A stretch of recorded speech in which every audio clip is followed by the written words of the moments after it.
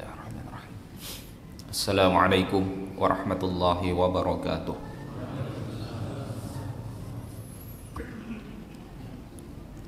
Bismillah walhamdulillah wassalatu wassalamu ala man la nabiyya ba'dah nabiyyina Muhammad ibn Abdullah wa ala alihi wa sahbihi wa man tabi'a hudahu wa walah, amma ba'd. Subhanaka la ilma lana illa ma 'allamtana innaka antal alimul hakim wa la hawla wa la quwwata illa billahil aliyyil azim. Allahumma anfa'na bima 'allamtana wa 'allimna ma yanfa'una wa zidna ilman nafi'a waj'al ilmana hujjatan lana la hujjatan 'alaina birahmatika ya arhamar rahimin, amin. Bapak, ibu-ibu sekalian, saudara-saudaraku yang dimuliakan Allah Ta'ala, alhamdulillah Allah pertemukan kita di bulan Syawal setelah kita berpuasa Ramadan. Mudah-mudahan Allah Subhanahu wa Ta'ala terima puasa kita, qiyamul lail kita, dan Allah tingkatkan ketakwaan kita kepada Allah Subhanahu wa Ta'ala di sisa-sisa usia kita ini, amin ya rabbal alamin. Dalam kesempatan kali ini saya diminta menyampaikan terkait jual beli. Karena jual beli ini panjang ceritanya, ini saya ringkas ada 8 halaman. Karena sudah saya ringkas jadi tidak perlu saya bacakan lagi. Ya, bisa dibaca. Saya ingin sampaikan satu ayat sebelum kita membahas sedikit tentang itu. Setelah Allah Subhanahu wa Ta'ala menyampaikan tentang puasa di Al-Baqarah ayat 183 ya.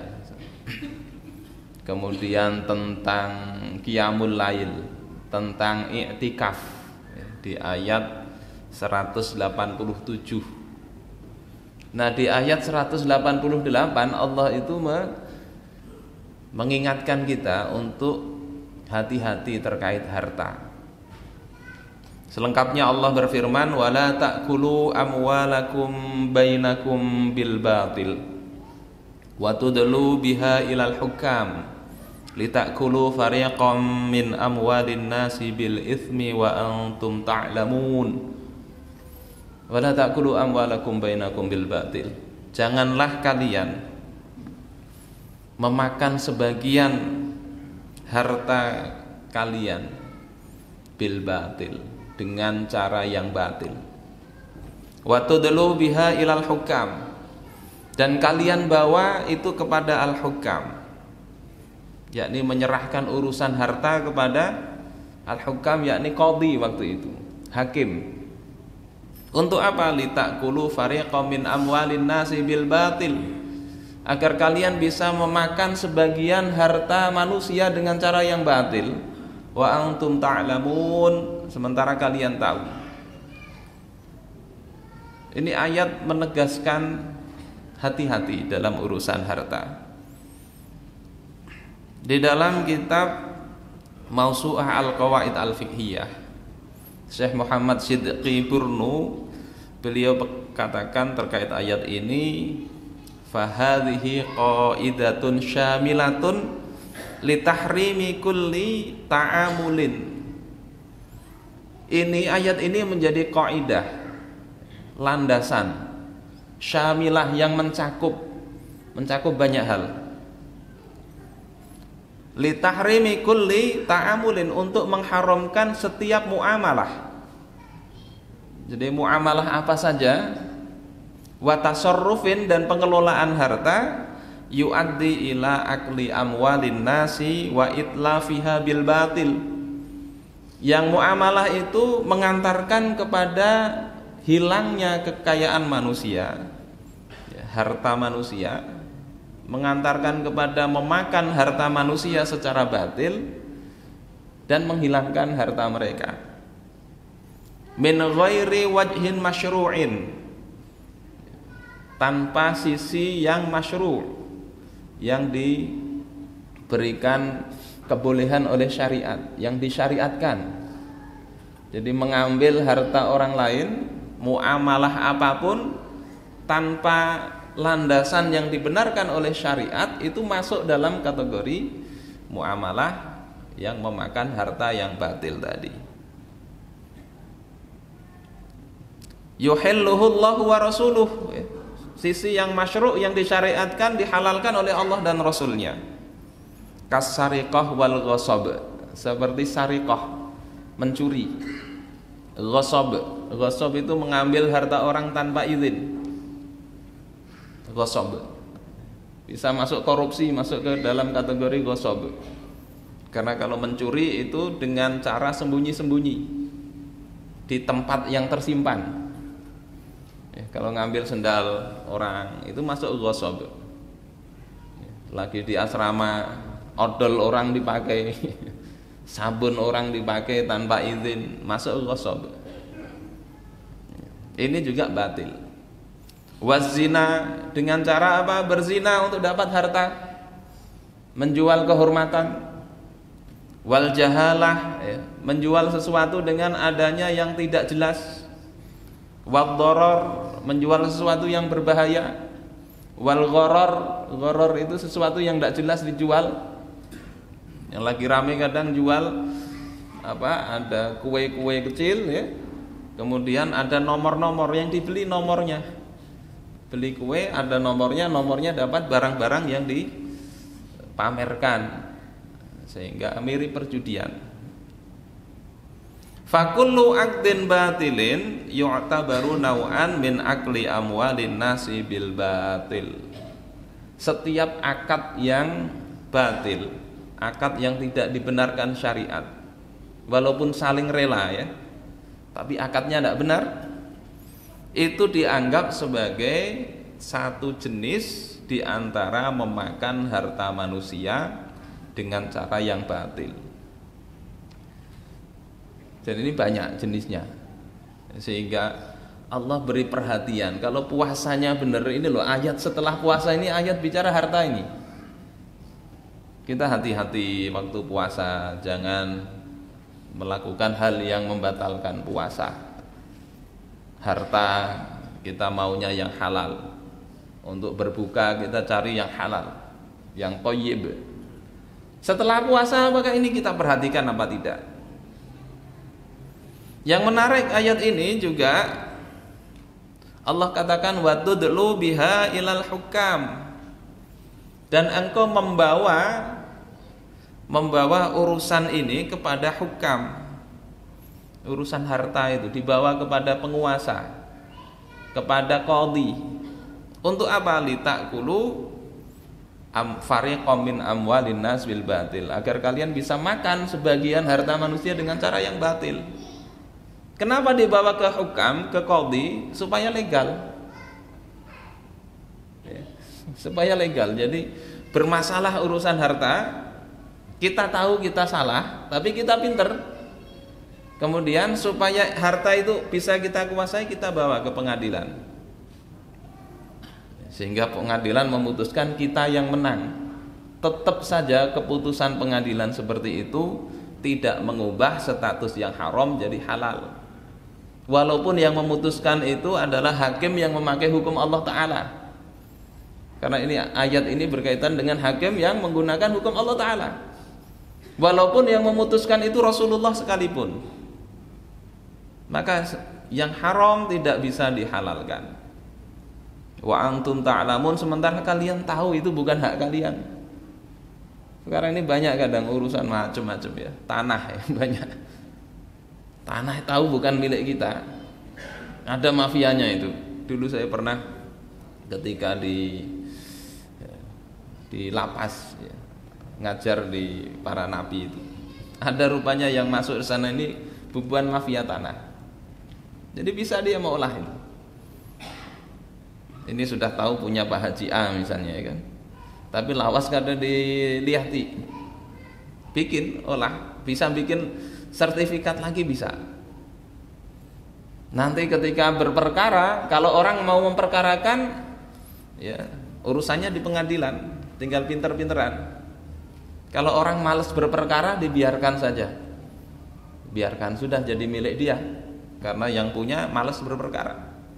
Maka seperti itu tidak mengubah yang haram jadi halal.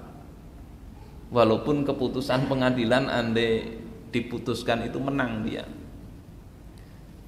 Suatu ketika Rasulullah Shallallahu Alaihi Wasallam, ini di dalam riwayat Imam Bukhari dari Ummu Salamah, ada suara-suara yang saling berdebat di depan pintu Rasulullah Shallallahu Alaihi Wasallam. Orang berselisih urusan harta. Jadi pada zaman dulu itu ribut urusan harta sudah ada. Kemudian Rasulullah Shallallahu Alaihi Wasallam tahu bahwasanya mereka ini mau memutuskan perkara, meminta Rasul yang menjadi penengah. Maka Rasul kemudian katakan, ala innama ana basyarun. Ketahuilah bahwasanya aku ini adalah manusia. Dalam urusan memutuskan menerapkan hukum Allah Ta'ala, beliau itu manusia. Wa innama ya'tinil khismu, dan sesungguhnya mendatangiku orang yang berperkara tadi. Orang berperkara datang mengadukan kepada Rasul. Fala'alla ba'dakum ayyakuna alhana bihujjatihi min ba'din fa'aqdilahu. Bisa jadi sebagian kalian itu lebih pinter, lebih pandai di dalam mengemukakan hujjah alasannya, lebih pintar, sehingga aku putuskan sesuai dengan apa yang ada di dalam pengadilan itu. Fakta-faktanya dia lebih pintar, sementara yang benar dia tidak pandai untuk mengucapkan, membuat alasan, tidak pandai. Maka kemudian Rasulullah katakan, faman qadaitu lahu bihaqqin muslimin fa innama hiya qit'atum minnar falyahmilha aw liyadharha. Maka apa yang aku putuskan,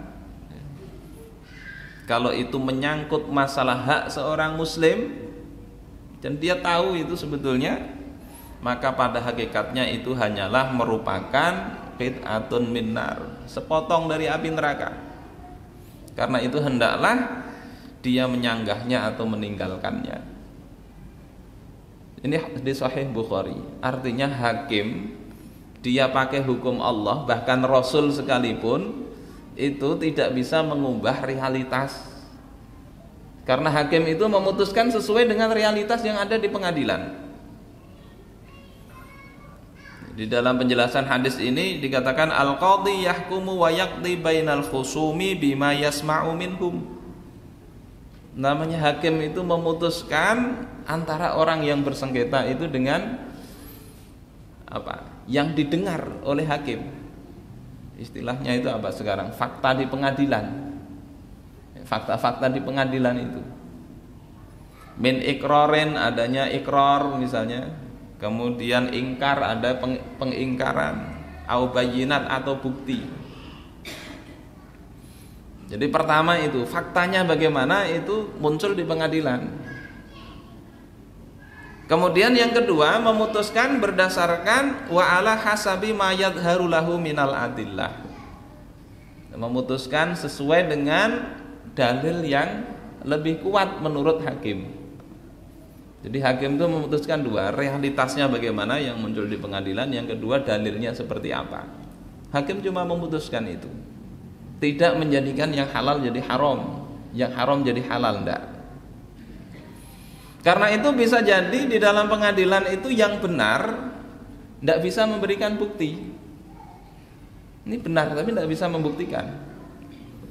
Dan juga tidak bisa mendatangkan saksi. Maka haknya tidak bisa dapat itu. Kalau hakimnya tidak pinter-pinter mengorek, atau sudah memang tidak bisa lagi, walaupun benar tidak bisa diputus benar. Nggak ada bukti, tidak ada saksi. Atau ada saksi tetapi hukum syariat tidak menerima kesaksiannya. Seperti apa? Kesaksian itu banyak syaratnya untuk jadi saksi dalam perkara pidana maupun perdata. Ini nanti bahasan fikih tentang hukum-hukum pembuktian dan persaksian. Ini bab pidana nanti. Bab pidana atau perdata. Salah satunya yang tidak bisa diterima misalnya kesaksian anak untuk orang tuanya atau orang tua untuk anaknya. Tidak bisa diterima. Imam Ali misalnya, baju besinya dicuri. Suruh mengklaim ini baju besi engkau, mana saksinya? Panggil Hasan Hussein. Tidak bisa diterima. Qadhinya tidak mau nerima. Kenapa? Kesaksian anak kepada bapak itu menurut mayoritas ulama itu tidak bisa diterima karena ada bisa diduga itu karena kasih sayang semata. Bolone dewe teman sendiri. Kesaksian istri untuk suami, suami untuk istri atau kerabat itu dalam hukum syariat mayoritas ulama mengatakan tidak bisa diterima. Oh, ada orang lain misalnya, orang lainnya ternyata kada penyembahyang, masuk dalam kategori fasik, tidak bisa diterima dalam hukum Islam.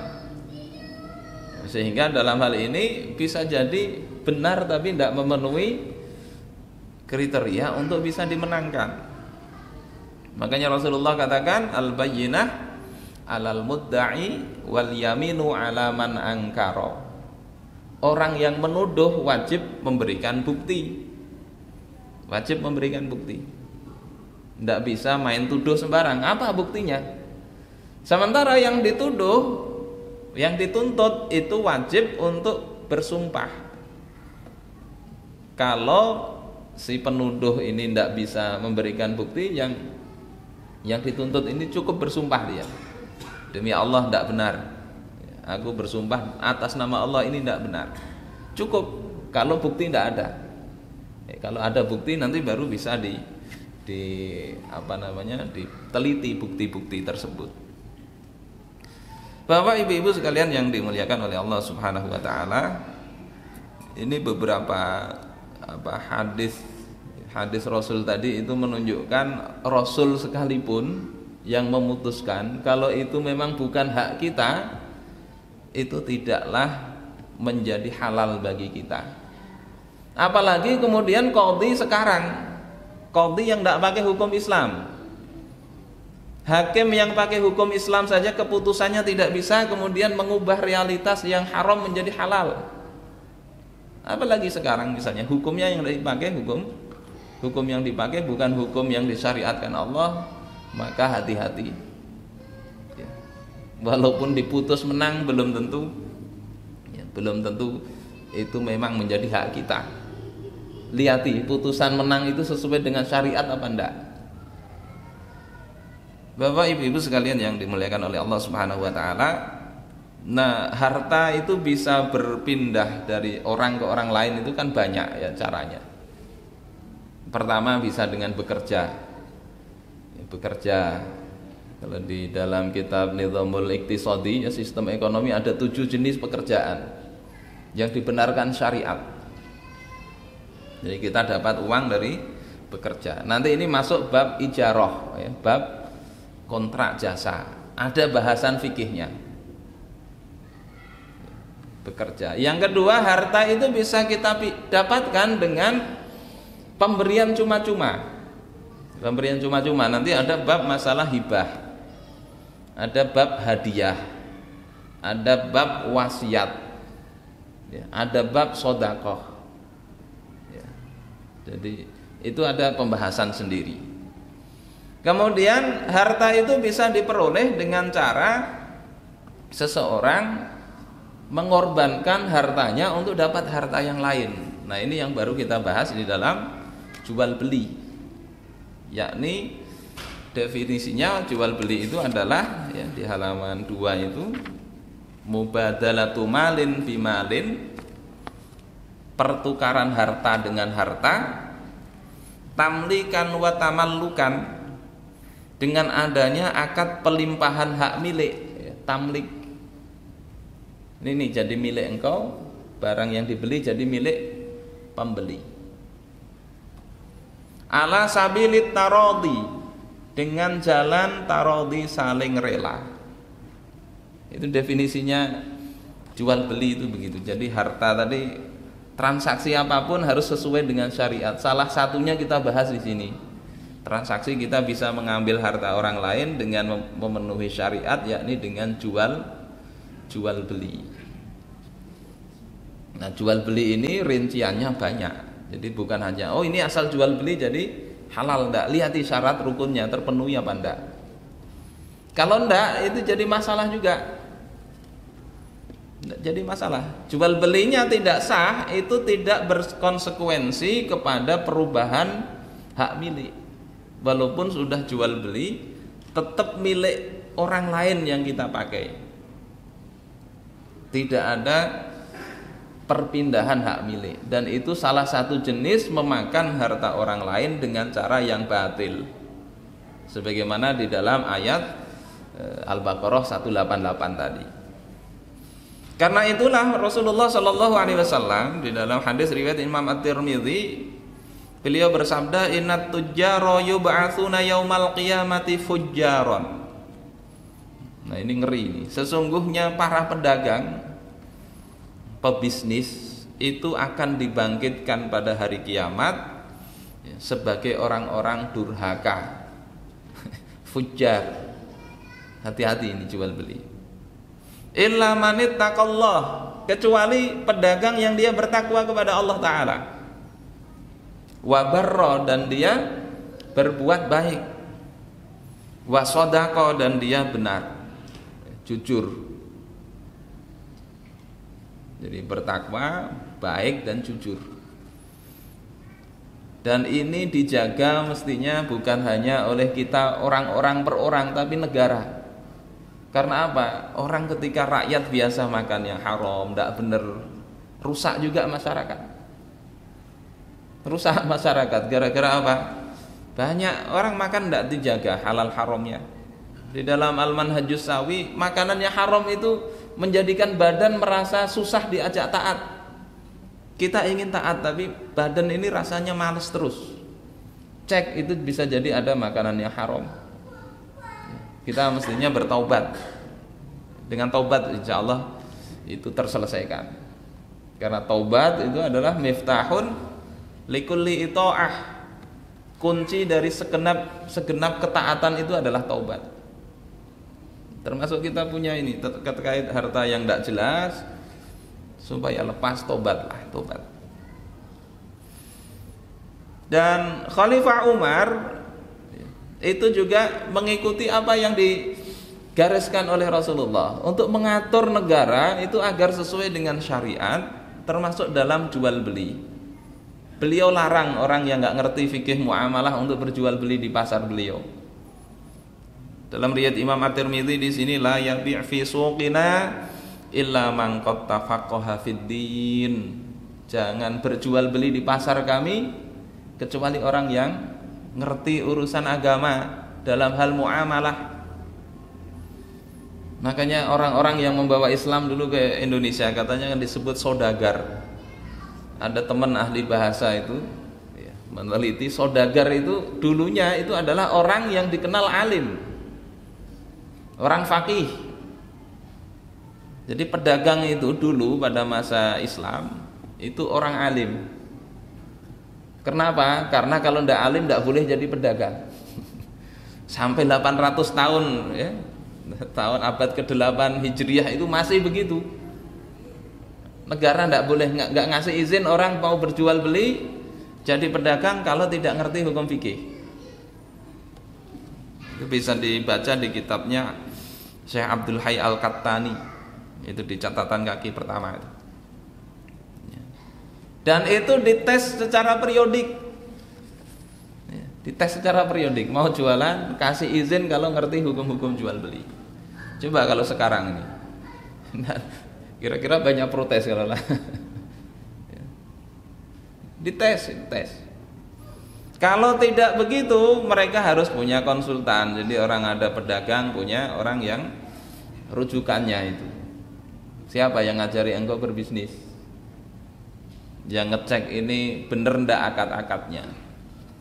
Ini perhatian negara kepada halal haramnya harta yang diperoleh masyarakat. Dengan begitu insya Allah dari sisi sumber dagingnya orang jadi manusia ini itu sudah halal. Sudah halal.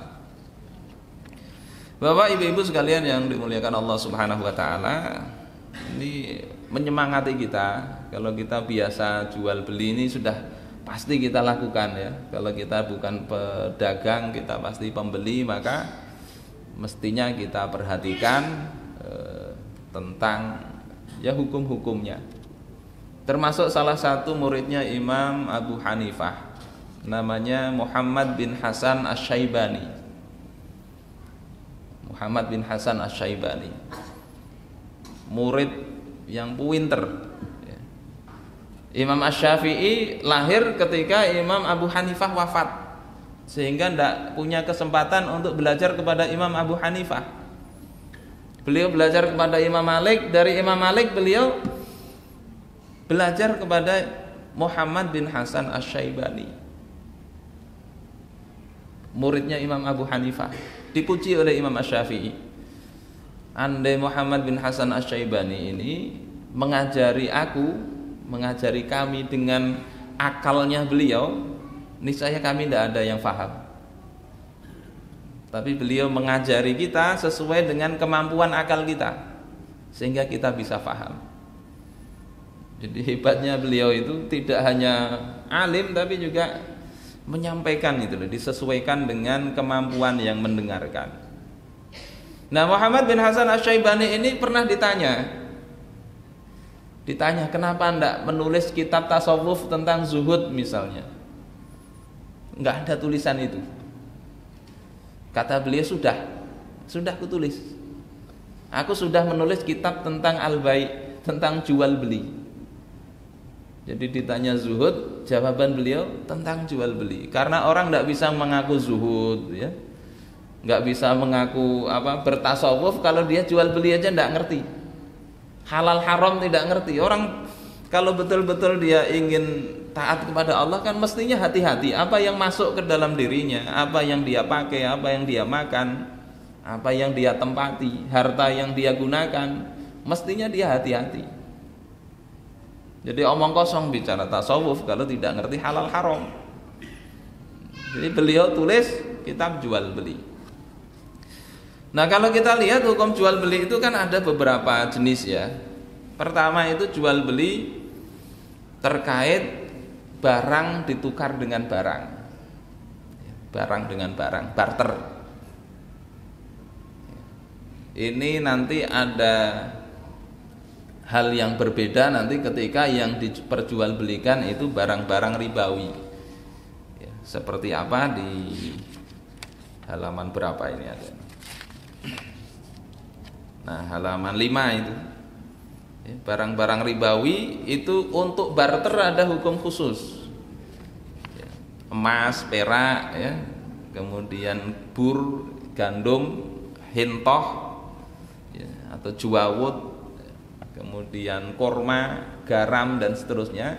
Kalau barter itu mestinya sama ukurannya dan kontan kalau barter dan sejenis. Untuk barang-barang yang lain bebas mau barter ya, mau tukeran HP saya dengan HP-nya Mas Rehan ya, boleh. Nggak harus sama mereknya, enggak. Tapi untuk barang-barang ribawi harus ada syarat-syaratnya harus dipenuhi. Nanti ada perbedaan pendapat apakah itu dikiaskan dengan beras dan sebagainya. Nah, itu beda pendapat. Di mazhab Syafi'i dikiaskan. Suatu ketika saat penaklukan Khaybar, Rasulullah Shallallahu Alaihi Wasallam diberi korma yang bagus. Kemudian Rasulullah Sallallahu Alaihi Wasallam bertanya, apakah korma di sini bagus begini semua? Kata sahabat yang ngasih tadi, tidak ya Rasulullah. Aku menukarkan 2 sok dengan 1 sok ini. Jadi kalau bahasa kita mungkin ya 2 kilo ditukar dengan 1 kilo, 2 kilo yang kurang bagus ditukar dengan 1 kilo yang lebih bagus. Yang Rasulullah katakan apa? Jangan dilakukan. Kalau engkau mau jual dulu yang 2 sok itu, baru beli yang 1 sok tadi. Ini menunjukkan apa? Rasulullah melarang kalau untuk barang yang tadi 6 ya, emas, perak, gandum, ya, juawut apa tadi, anggur, kurma dan garam, maka itu mestinya kalau ditukar langsung harus setimbang. Ya, 1 sok ya 1 sok, 1 kilo 1 kilo. Kalau beda kualitas tadi, tukarkan yang lain dulu lah. Dihitung dengan uang dulu, jual dulu, baru beli yang lain. Ini barter, hati-hati barter. Lihati barangnya. Kemudian jual beli itu bisa yang kedua, barang dengan uang. Nah, ini yang biasa. Barang dengan uang. Barang dengan uang itu ada barang dan uang langsung ketemu. Bayar, kemudian barangnya diambil. Ini jual beli kontan. Nanti kita bahas juga. Yang kedua ada barangnya diambil dulu, bayarnya nanti. Ya, bayarnya nanti. Itu jual beli al-bai' bitaqsid atau biddain. Itu boleh juga, tapi ada syaratnya. Ngambil dulu sepeda motor, nanti bayarnya belakangan. Ada syarat-syaratnya. Boleh, intinya boleh, tapi ada syarat rukunnya yang harus dipenuhi. Kalau tidak dipenuhi bisa masuk kategori riba. Jadi yang pertama tadi uang dengan barang langsung ketemu, yang kedua barangnya diambil, uangnya belakangan, boleh dengan beberapa syarat. Yang ketiga barangnya belakangan, bayarnya duluan. Itu namanya bai'us salam atau bai'us salaf. Bayar dulu, bahasa kita sekarang inden. Itu boleh, tapi juga ada syarat-syaratnya. Yang ketiga ada bayarnya nanti, barangnya nanti. Nah, ini tidak boleh.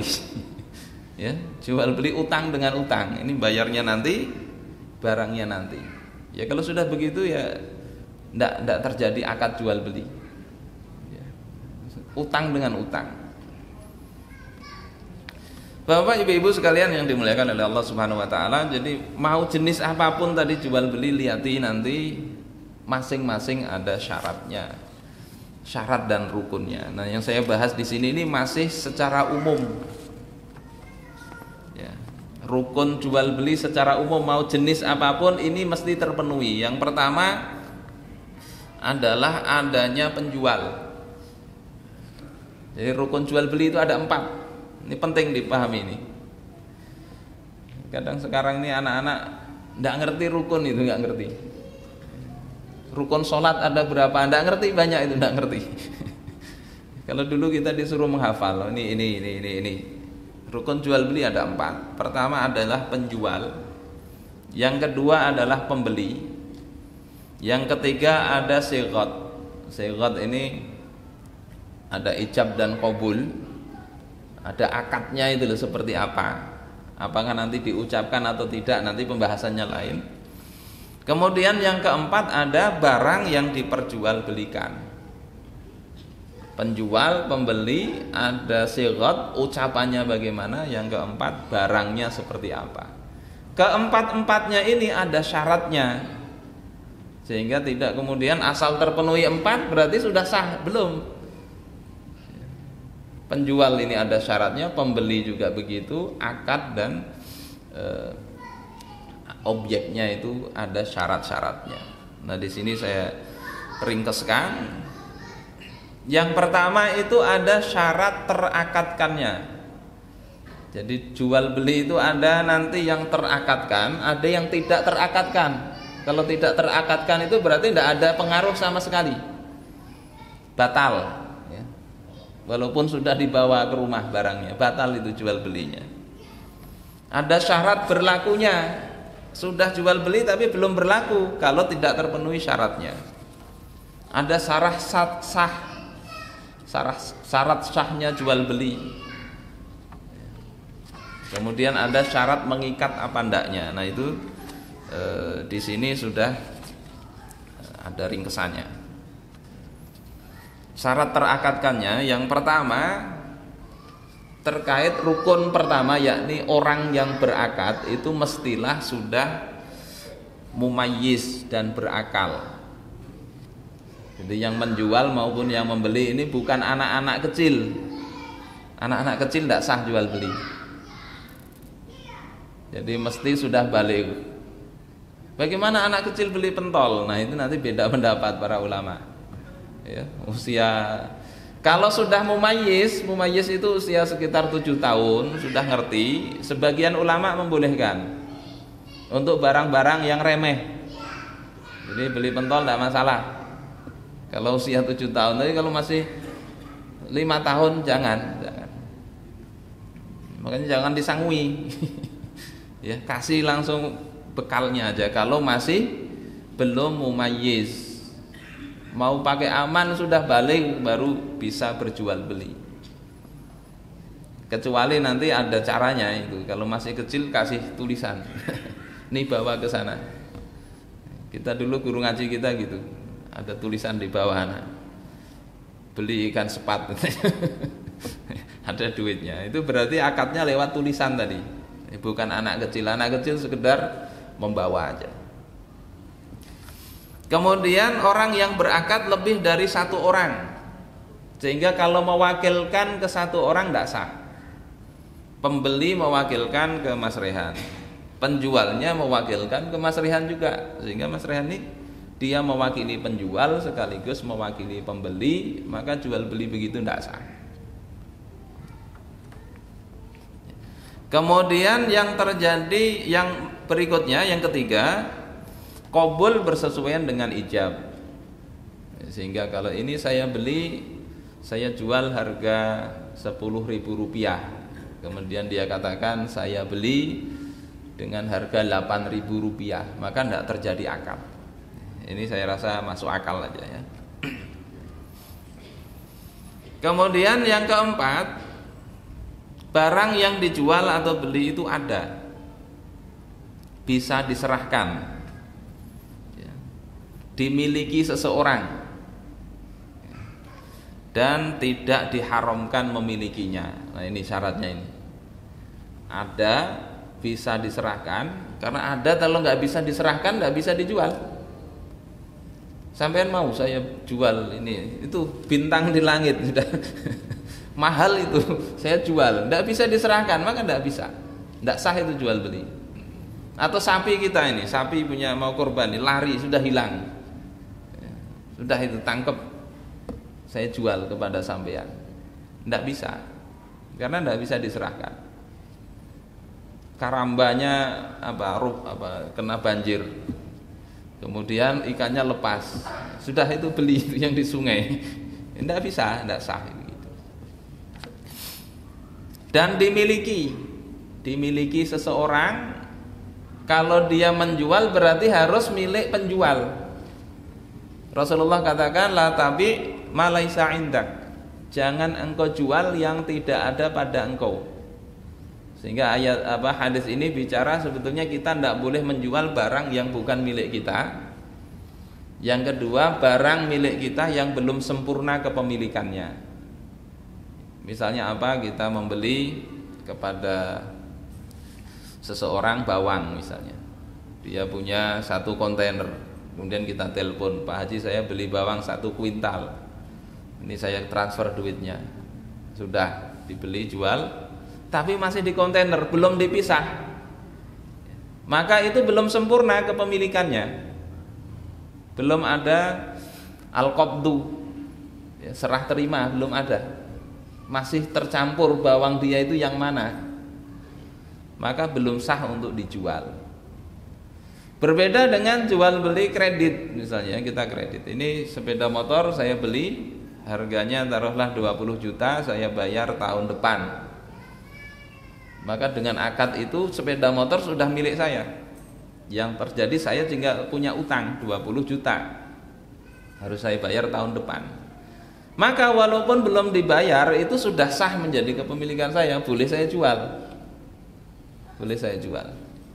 Jadi prinsipnya itu adalah di kepemilikannya mesti sempurna.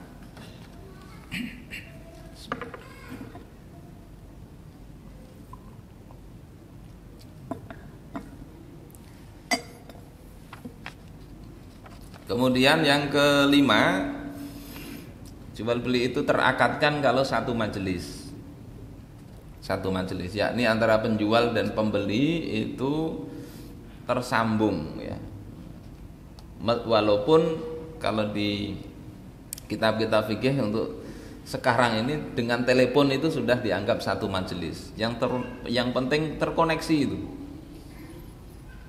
Terkoneksi. Sehingga kalau tidak ya enggak. Misalnya pakai tulisan itu dihitung satu majelis, ngirim surat. Asalkan apa? Setelah menerima surat itu segera dibalas. Segera dibalas. Itu dihitung satu majelis. Ini syarat terakadkan. Syarat terakadkan. Kemudian yang kedua ada syarat nafal, ya, efektif berlakunya itu dibaca aja di situ. Artinya kalau belum terpenuhi syarat itu jual belinya bisa jadi sudah sah tapi belum bisa dieksekusi. Ya. Misalnya barang yang dibeli itu barang digadaikan. Barang digadaikan dia beli. Jual belinya sah karena barang gadaian itu miliknya si yang punya barang, penggadai.